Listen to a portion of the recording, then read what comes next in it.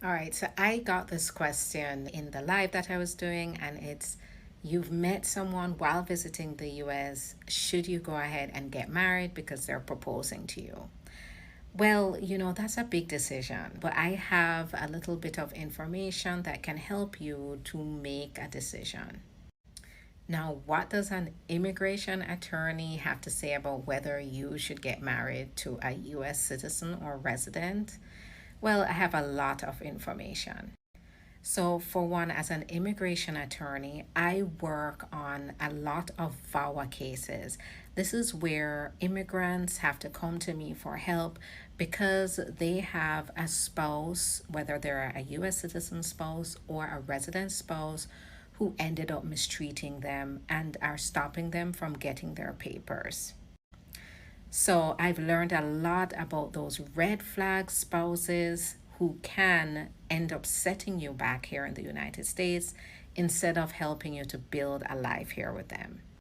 So here are 5 red flags that you should look out for in a citizen or resident before deciding whether you're going to move forward with marrying them. If they ask you for money, run. Now, you're not even married yet, and you guys have maybe even just been talking for a few weeks or months, but they're seeing you as a source for their own finances.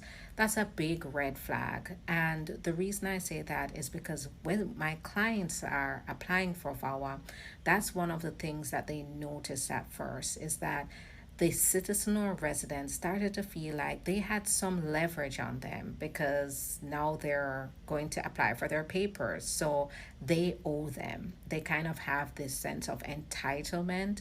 And so they start to ask for money. Even when you don't have money as an immigrant, sometimes you're not even working, you're not able to work, and they're still looking at you to cover their bills, cover their expenses, or give them money to spend on items that they want.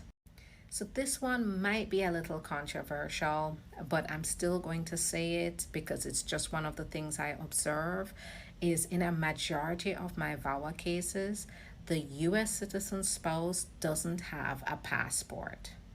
Now, that's not to say that every US citizen who doesn't have a passport is a red flag spouse. But what I notice here is it means that they don't really have a lot of experience with traveling outside of the country, a lot of experience with the immigration process. And that usually means by the time they're ready or you're ready to go through the process with them, they don't really understand the amount of commitment and effort it's going to take on their part to get you through the process as your spouse. So they easily become overwhelmed and sometimes angered by how much it takes out of them to get through the process with you, and they end up starting to back out of the process or they neglect the process altogether, leaving you hanging. If they're secretive about their background, that's a big red flag. Now, the immigration process requires the spouse to disclose a lot about their background, their taxes, their children, their previous marriages. So, if they're unwilling to share that information with you, what are they going to do when it's time to actually put that to paper? Because you're going to need that to get through the process. So, with my clients, what I find is when it's time to start submitting this documentation, they're nowhere to be found. At that point, they abandon the marriage or they become angered. Now, another thing is if the US citizen or resident uses marriage to keep you in the United States, that's actually a red flag when after maybe a few weeks of dating, they're proposing marriage because they don't want you to leave.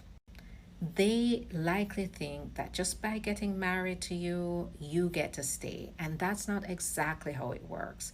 They're not prepared to go through the tedious process to get you your papers, but they go ahead, propose marriage under this guise that they are all for it until it's time for them to actually take action.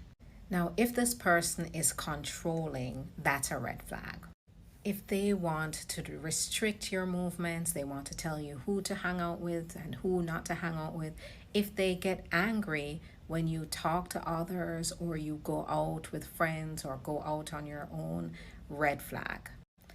And oftentimes, with these kinds of controlling spouses, after marriage, what happens is they start to restrict your movements because they feel like they have more power to do that.